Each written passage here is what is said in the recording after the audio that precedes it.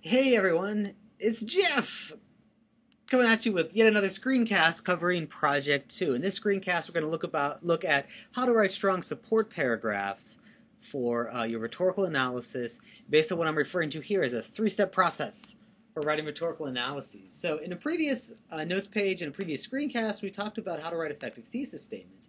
In that screencast, we talked about the two major components of your thesis statement for the rhetorical analysis. One is that you have to identify the central argument of the book that you're studying for the analysis. The other is that you got to pick out the notable strategies used by the author of that text in making that argument. And what I mean by notable here are the primary strategies, the ones that are maybe most prevalent or consistent within the book, or they might just be the ones that you find most interesting.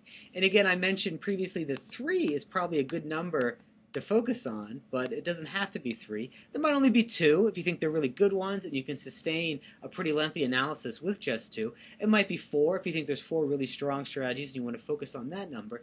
But I think 3 is a good number that it gives you enough to work with to sustain an analysis, but it's not so many that it might be difficult for you to cover all of them adequately. So let's say you're able to achieve that goal. You have a good thesis statement. You know what the central argument of the book is. You know what the major strategies that are being used by that author to forward that thesis. So how are you going to support your own thesis, right? Like what kind of details and strategies will you use to support your thesis in the rhetorical analysis? And again, your thesis is about how the author you're studying makes their thesis and how they back it up using persuasive strategies.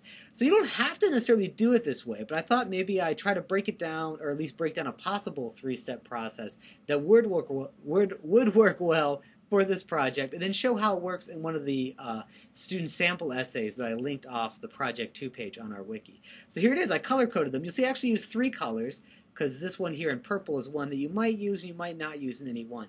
But these 3 things are going to be the materials you could use for every single paragraph you use for support of your thesis within the rhetorical analysis. So let's take a look at them, and then we'll look at them in the student example, and I think it'll be a little clearer maybe by looking at that example. So first, this one might be obvious, but you have to identify, refer to one of the techniques that you already identified in that thesis statement. So this is, again, one of the major strategies or techniques used by the author. Now, it's easy to identify, but of course you want to have maybe some kind of transition, some way of introducing it at the start of a new paragraph. Second, you're going to provide some example of that strategy from the text, right? So we can't just take your word for it that it's one that's used over and over again. You have to show us how it's used. When you're doing that, you might even quote from the text to show that strategy being used in action in the actual author's own words. And then third, and this is an important one, don't forget it, you can't just say these strategies happen and then show them happen over and over again, but you got to make that connection back to how the strategy forwards the central argument of the text you're analyzing. So step 3, explain how that strategy is an effective one in forwarding the central argument. So if you want to use this method, you could just repeat it over and over again in each of the, what we might call, the body paragraphs of a rhetorical analysis. So you have your introduction, your conclusion, in between you have what's sometimes called the body paragraphs. So let's look at 2 from this Making Ends Meet in America sample student essay. This was a student from a class of mine a couple of semesters ago who used Ehrenreich's book as her subject.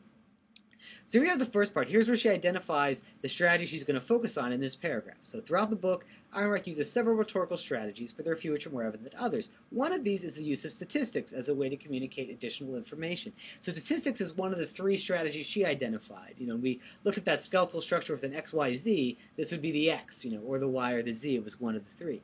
Then we have this text here that just talks about what kind of statistics are used and what they do. So many of these statistics are not directly used to prove her main thesis, but they do bring certain unknown information to the reader that will influence their perspective. So what the writer's doing in this paragraph is showing how the author uses that technique, how it works within the book itself. And they have a quotation from the book here in purple showing one use of statistics within the text, right? So demonstrating that strategy in the author's own words. And then they talk about, well, what happens when she describes this? Here's another example. So they give a couple here, and they quote one. And then they have this third step showing how the use of that strategy is an effective one. So Ehrenreich does not merely come up with ideas arbitrarily, and the use of statistics proves to the reader that what she expresses has genuine evidence. So again, that's that crucial third step of this process, showing how that technique is used and effective in forwarding the major argument of the book. So here's another one. Here's a shorter paragraph. Immediately follows this one, I believe, in the student sample essay. So again, here in red, where she identifies a technique, her own personal experience, which serves as an appeal to her ethos, is another major rhetorical technique the author uses in her book. So you might use this kind of transition, like, well, here's another one. It's the second one, it's the third one, and so forth, just to signal to your reader that you're switching to a different strategy. Now you're going to identify a different strategy that the author uses. So here in green is when she's talking about the examples, and in purple is the quotation. So when she first chose to take on the subject, Ehrenreich decided to set down some ground rules. She begins the book by stating the basics for her experiment. There are restrictions that she decides are to be kept constant throughout the whole process. And here's Ehrenreich's own words, where she's giving out these rules that she's following.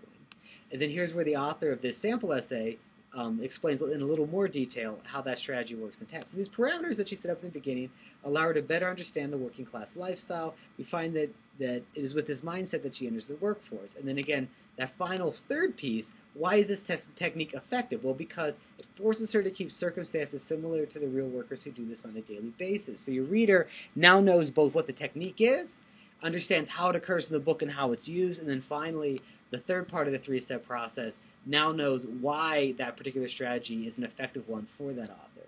So anyway, that's a quick three-step process. Again, you don't necessarily have to use it, but it is a pretty useful one, or at least I think you might try it out and find it to be a useful one in writing your own rhetorical analysis assignment.